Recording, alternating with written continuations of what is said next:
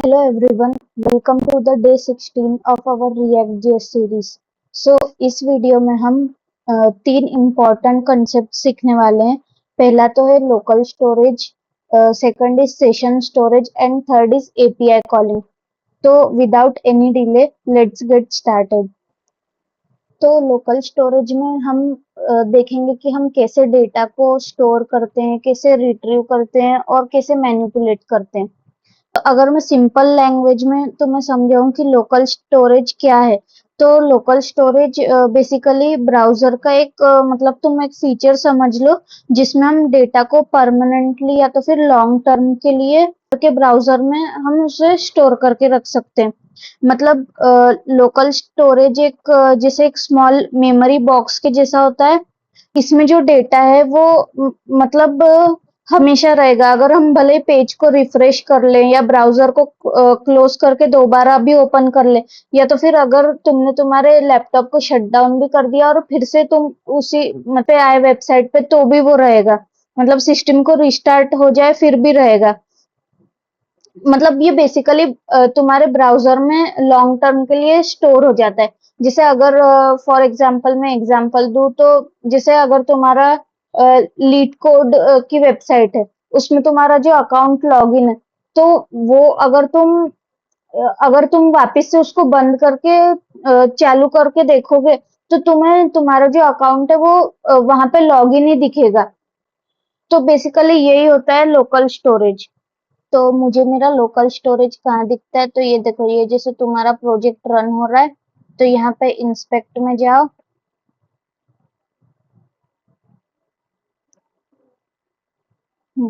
यहाँ पे इंस्पेक्ट में जाओ और यहाँ पे एप्लीकेशंस में जाओ और यहाँ पे देखो ये लोकल स्टोरेज है। यहाँ पे बहुत सारे तरीके के स्टोरेज दिखे हुए हैं, लोकल स्टोरेज, सेशन स्टोरेज। ठीक है, तो ये लोकल स्टोरेज तो अभी मेरे पास यहाँ पे कुछ नहीं है। वैसे तो यहाँ पे तुम्हें कुछ दिख भी सकता है, क्योंकि मैंने यहाँ पे गेस्ट मोड में मेरे ब्राउजर को ओपन किया है, इसलिए यहाँ पे कुछ दिख नहीं रहा है। ठीक है, अब जैसे अगर मुझे मेरे लोकल स्टोरेज में कुछ स्टोर करना है, तो वो कैसे करते हैं, तो वो हम करते हैं। एक मेथड होती है लोकल स्टोरेज की।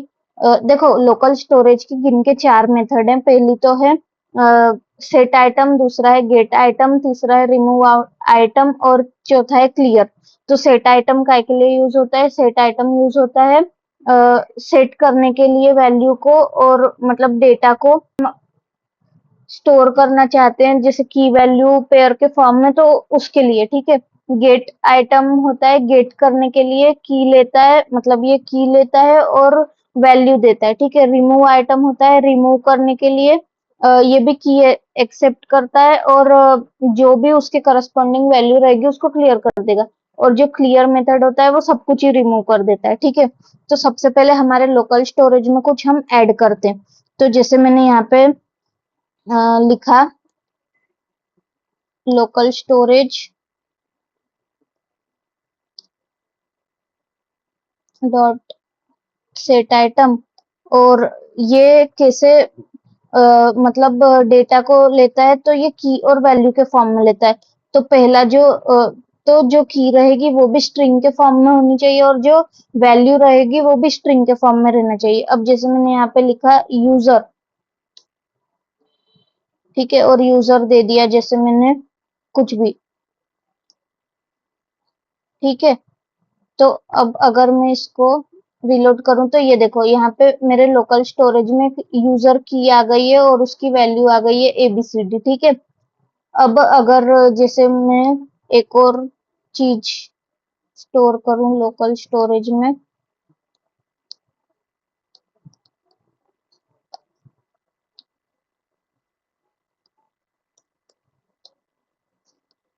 जैसे है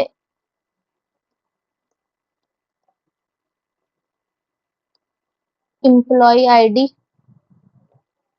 और एम्प्लॉय की आईडी जैसे मैंने दे दी लेट से 122। ठीक है, तो अब ये देखो यहाँ पे एम्प्लॉय की आईडी आ गई और 122।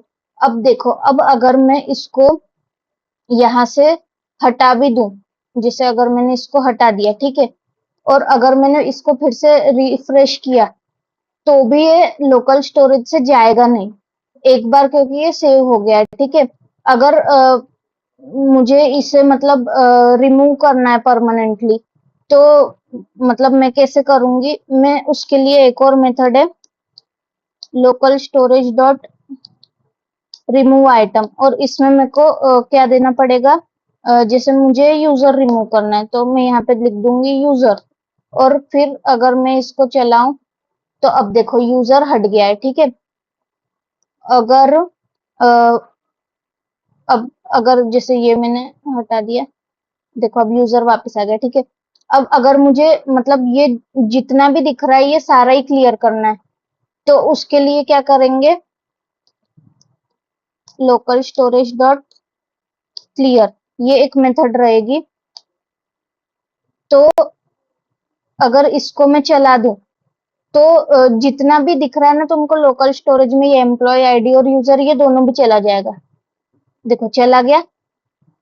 ठीक है, अब इसको कमेंट कर देते हैं, अभी हमारे पास है। ठीक है, अब अगर मुझे जो मतलब लोकल स्टोरेज में डेटा है उसको रिट्रीव करना है, मतलब मुझे कुछ डेटा चाहिए, तो उसके लिए मेथड है गेट आइटम। तो अगर मैं लिखूं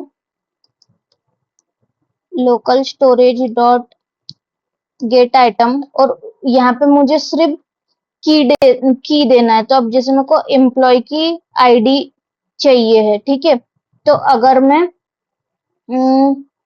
और लेट से मैंने इसको एक वेरिएबल में सेव कर लिया, कॉन्स्ट। ठीक है, और इसको प्रिंट करवा के देखते हैं। ठीक है,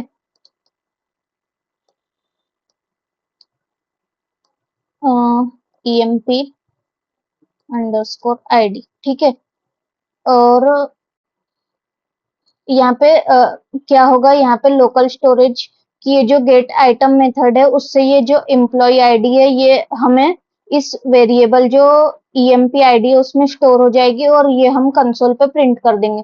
तो देखो अब कंसोल पे चलते हैं,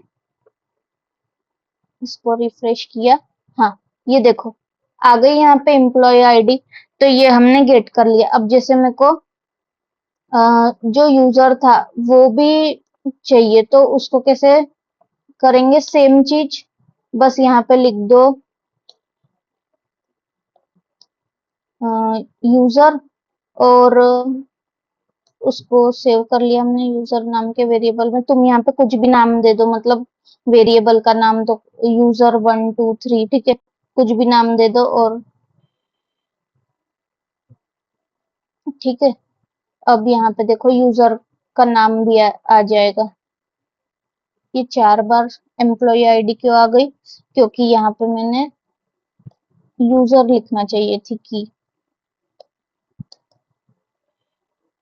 ठीक है, ये देखो ABCD आ गया। तो अब ये देखो, ये तो हमने मतलब बेसिक जो चीजें थी, मतलब वो देखी कि बेसिक जो स्ट्रिंग वगैरह रहेगी तो उसको उससे कैसे करेंगे लोकल स्टोरेज में, मतलब सेट गेट रिमूव और क्लियर। ठीक है, अगर मुझे ऑब्जेक्ट या एरे को सेव करना है या रिट्राइव करना है तो वो कैसे करेंगे, तो वो भी मतलब कुछ ऐसा अलग नहीं है, बहुत ही सिंपल है। अब जैसे मैंने यहाँ पे एक ऑब्जेक्ट बना लिया, हम्म कॉन्स्ट यूजर नाम का। ठीक है, और इसमें मैंने, चलो कॉन्स्ट एम्प्लॉय नाम का बना लेते हैं। ठीक है, ठीक है, और इसमें मैंने इसमें मैंने दे दी सबसे पहले एम्प्लॉय आईडी, दे दी मैंने 1। ठीक है, एम्प्लॉय नेम दे दिया मैंने, एम्प्लॉय नेम दे दो तुम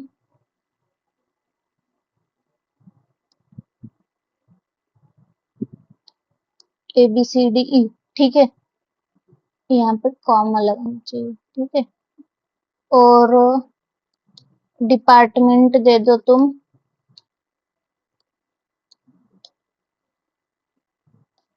HR, ठीक है। अब ये देखो, ये मैंने एक ऑब्जेक्ट ऑब्जेक्ट बना लिया, और अब मेरे को क्या करना है, मेरे को इसको लोकल स्टोरेज में सबसे पहले तो सेव करना है। तो वो कैसे करते थे हम यूज करते थे सेट आइटम का। तो यहाँ पे लिखेंगे local storage dot set item. अब देखो, अब हमें पता है कि लोकल स्टोरेज में जो हम की और वैल्यू स्टोर करते हैं, तो वो दोनों स्ट्रिंग के फॉर्म में होना चाहिए। तो पहला तो है कि ये जो हमारा क्या था, हमारा एम्प्लॉय, ठीक है। अब हमको अगर हम इसको ऐसे करेंगे, क्योंकि ये स्ट्रिंग नहीं है, तो अगर मैं इसको ऐसे सेव करूं, तो अब देखो मेरे को लोकल स्टोरेज में कैसे दिखेगा। तो ये देखो, ये मेरे को ऑब्जेक्ट ऑब्जेक्ट ये ऐसे दिख रहा है। अब लेकिन मुझे तो यहाँ पे मेरा ऑब्जेक्ट पूरा दिखना चाहिए। तो इसको कैसे करेंगे, इसके लिए एक मेथड होती है जेसन डॉट स्ट्रिंगिफाई। तो इसमें इसको डाल दिया, ठीक है। तो अब ये स्ट्रिंग के फॉर्म में कन्वर्ट होके हमारे लोकल स्टोरेज में सेव हो जाएगा, ठीक है। तो ये देखो, स्ट्रिंग के फॉर्म में सेव हो गया। अब तो ये देखो, हमने ऑब्जेक्ट को भी कैसे लोकल स्टोरेज में स्टोर करेंगे वो समझ लिया, ठीक है। अब सेशन स्टोरेज पे बात करते हैं। तो सेशन स्टोरेज क्या है बेसिकली, तो सेशन स्टोरेज भी ब्राउजर का एक स्टोरेज फीचर होता है।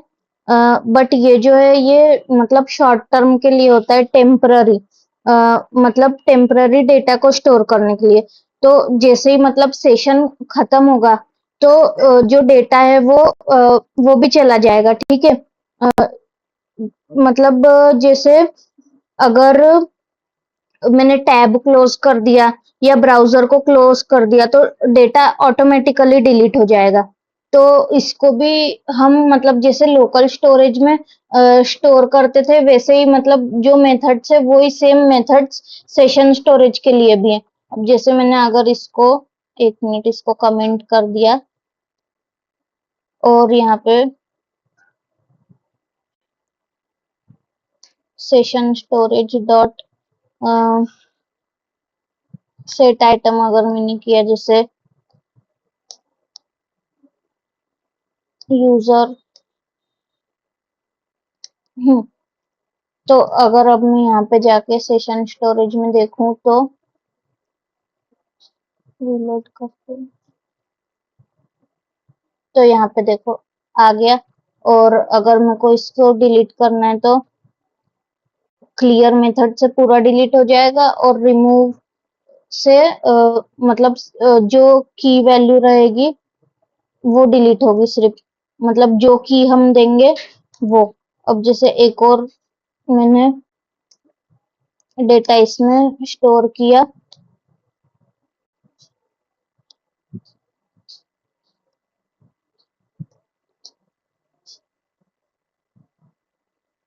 तो अब ये और सेव हो गया, ठीक है। अब जैसे मेरे को इसे रिमूव करना है,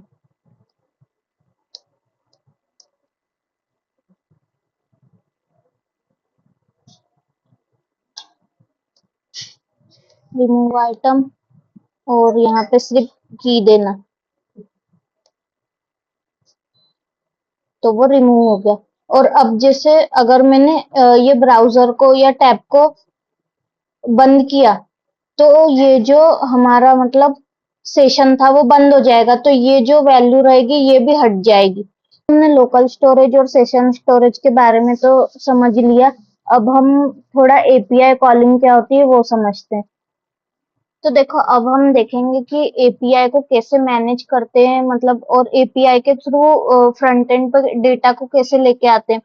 तो वो सब बात हम करें उससे पहले, एपीआई क्या होती है, तो एक एग्जांपल से समझो। देखो, अम, अगर तुम कोई रेस्टोरेंट में खाना खाने जाते हो, तो तुम जाते हो, तो तुम बैठ जाते हो, ठीक है। फिर तुम्हें खाना चाहिए होता है, तो खाना तुम कैसे मंगाओगे, मतलब तुम वेटर को कॉल करोगे और फिर वेटर तुम्हारे लिए जो किचन वगैरह रहेगा वहां पे जाएगा और वहां से तुम्हारे लिए जो भी फूड वगैरह रहेगा वो लेके आएगा। तो अब देखो तुम रेस्टोरेंट में आए हो तो जो रेस्टोरेंट का तुम एक्सटीरियर वगैरह सब देख रहे हो ये क्या है, ये फ्रंट एंड है ऐसा समझो। और जो वेटर है वो एपीआई है और जो किचन है और जो शेफ्स वगैरह हैं वो समझ लो कि बैकएंड है। तो वेटर क्या है, एपीआई। तो तुम हो फ्रंट एंड, तो फ्रंट एंड ने एपीआई को कॉल किया और जो एपीआई था मतलब जो वेटर था वो बैकएंड में गया, उसने मतलब जो भी फूड वगैरह था वो तुम्हारे लिए लाया और तुम्हें वो दिया। मतलब क्या हुआ, फ्रंट एंड ने डेटा के लिए रिक्वेस्ट की, किससे, डायरेक्टली बैकएंड से नहीं की। उसने एपीआई को बोला, एपीआई ने बैकएंड से वो डेटा लिया और जो तुम थे मतलब जो फ्रंट एंड उसको वो डेटा दिया। तो ये क्या हो गया, मतलब जो वेटर था वो हो गया एपीआई। तो एपीआई बेसिकली क्या करती है, ये फ्रंट एंड से रिक्वेस्ट भेजती है बैक एंड को और बैक एंड से रिस्पॉन्स लाती है फ्रंट एंड पे। मतलब अ, तुम्हें जो भी डेटा चाहिए वो तुम डायरेक्टली बैकएंड से नहीं लोगे, वो मतलब तुम एपीआई को कॉल करोगे, एपीआई तुम्हारे लिए वो डेटा लेके आएगा, ठीक है। तो देखो अब हमें बैकएंड से डेटा रिसीव करना है तो उसके लिए हमारे पास दो मेथड्स हैं। पहला है फेच और दूसरा है एक्सियोस। तो फेच एपीआई क्या करती है, मतलब ये एक बिल्ट इन है, मतलब जावास्क्रिप्ट में ये ब्राउजर का मतलब एक बिल्ट इन मेथड होता है। एक्स्ट्रा लाइब्रेरी की मतलब हमें जरूरत नहीं होती, वेब एपीआई के थ्रू मतलब हमें ये डायरेक्टली मिल जाती है, ठीक है।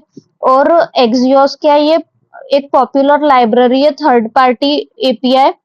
एक्सियोस एक मतलब एक्सटर्नल लाइब्रेरी है जो एपीआई को कॉल्स, मतलब एपीआई का जो कॉल्स है वो इजियर बनाती है। मतलब बेसिकली दोनों का काम है डेटा को रिसीव करना, ठीक है। तो अब हम समझते हैं सबसे पहले कि हम फेच एपीआई को एपीआई से कैसे डेटा लेते हैं, ठीक है। तो सबसे पहले तो मैंने ये,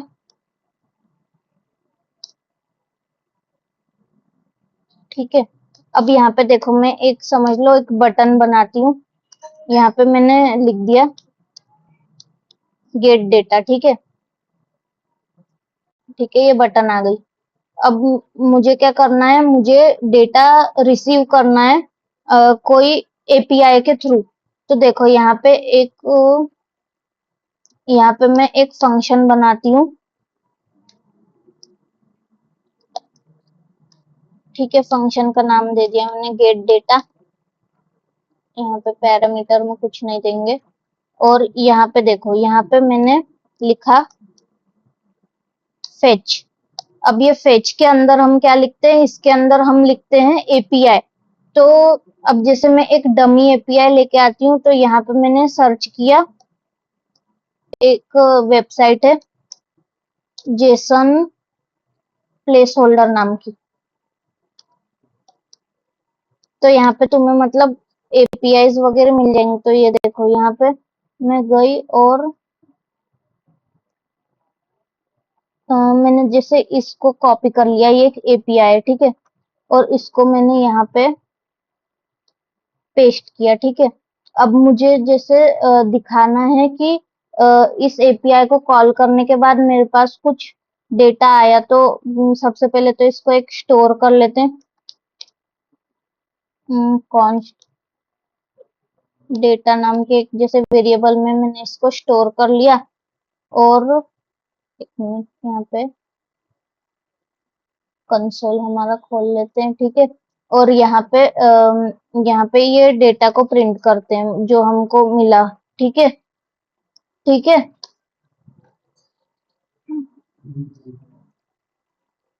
ठीक है। ये डेटा को अब यहाँ पे प्रिंट करवा के देखते हैं।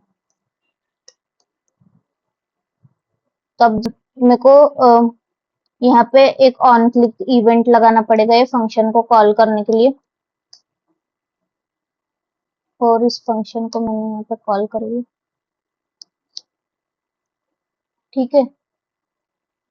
अब जैसे मैंने ये बटन पे क्लिक किया तो देखो ये जो डेटा हमें मिला है ये प्रॉमिस के फॉर्म में मिला है, ठीक है। तो प्रॉमिस बेसिकली एक जावास्क्रिप्ट का एक, तुम समझ लो, एक तरीके का डेटा टाइप है, ठीक है। तो अब मुझे जो डेटा था वो मतलब तुरंत चाहिए था। ये जो प्रॉमिस है ये क्या है, मतलब ये हमें, मतलब इससे जो डेटा है वो तुरंत नहीं आएगा, उसको आने में समय लगेगा। तो लेकिन हमें अगर डेटा चाहिए तो हम क्या करेंगे, हम ये फंक्शन को बनाएंगे। इसको मैनेज कैसे करेंगे, हम इस फंक्शन को बनाएंगे असिंक, और यहाँ पे फेच के आगे लिख देंगे अवेट। अब ये इसका मतलब क्या है, तो देखो जावास्क्रिप्ट क्या है, एक सिंक्रोनस प्रोग्रामिंग लैंग्वेज है, लेकिन हम चाहते हैं कि वो असिंक्रोनसली भी बिहेव करे। तो उसके लिए ये असिंक कीवर्ड हमने लगाया। मतलब क्या होगा, जब जब ये जो फंक्शन है असिंक्रोनसली चलेगा, तो ये जो अवेट है, अवेट का मतलब है कि जब तक, मतलब यहाँ पे वेट करो। तो जब डेटा हमें मिलके ये वेरिएबल में आ जाएगा तो उसके बाद ये कंसोल लॉग होगा, ठीक है। तो अब ये देखो, अब मैंने किया तो तुमने देखा कि जो ये डेटा आया था ये तुरंत नहीं आया, कुछ मिलीसेकंड के बाद आया, ठीक है। तो ये हमने एक डेटा आ गया, ठीक है। अगर हमें और कोई तरीके का डेटा चाहिए तो जैसे हम नीचे अगर स्क्रॉल करें तो अब जैसे यहाँ पे पोस्ट का comments, album, photos, to dos, users, तो ये जैसे ये यूजर का डेटा है, तो ये जेसन फॉर्म में। अब जैसे मैंने इसको किया कॉपी,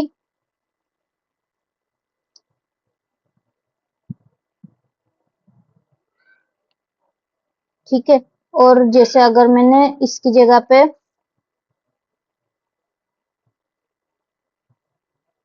ये डाल दिया तो अब मुझे यूजर्स वाला डेटा मिलेगा, ठीक है। अगर मैंने इसके ऊपर क्लिक किया तो ये देखो ये यूजर वाला डेटा मिला, ठीक है। तो अब हमने फेच समझ लिया, अब एक्सियोस समझते हैं।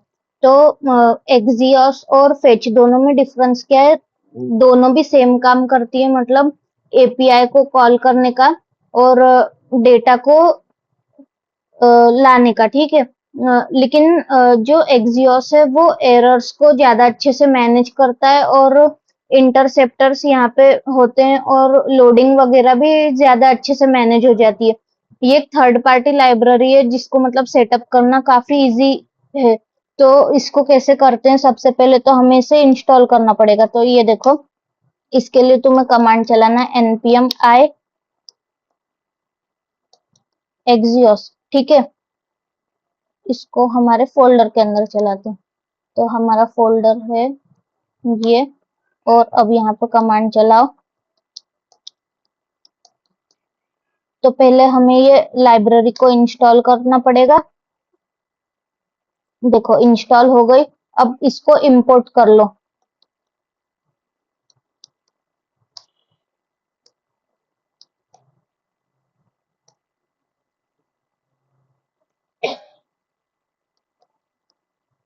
ठीक है।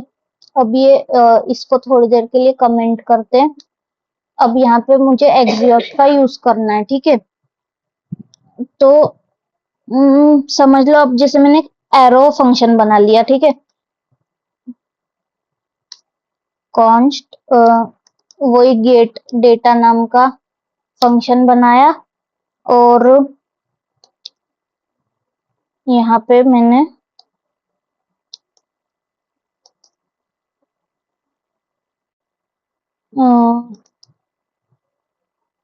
कॉन्स्ट रिस्पॉन्स नाम का जैसे एक वेरिएबल बना लिया, और उसमें ये जो एक्सियोस था, इसमें जैसे फेच में हमने एपीआई को कॉल किया था, सिमिलरली वैसे ही हमने कॉल कर दिया। और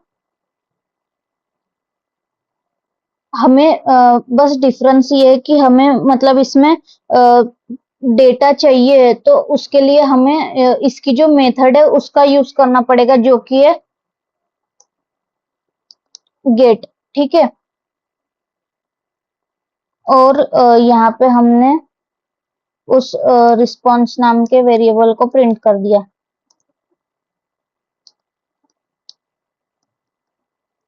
ठीक है, इसको रीलोड किया, सर्वर बंद हो गया। 1 मिनट, तो सर्वर को वापस स्टार्ट करते हैं। ठीक है, सर्वर शुरू हो गया।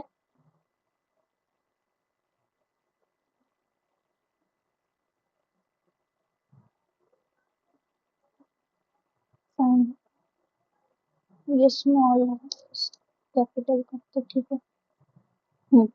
अब ये देखो, यहाँ पे भी जो डेटा हमें रिसीव हुआ है ये प्रॉमिस के फॉर्म में हुआ है, तो इसको भी मैनेज करना वही सिंपल हमें लिखना है, असिंक, और यहाँ पे लिख दो अवेट।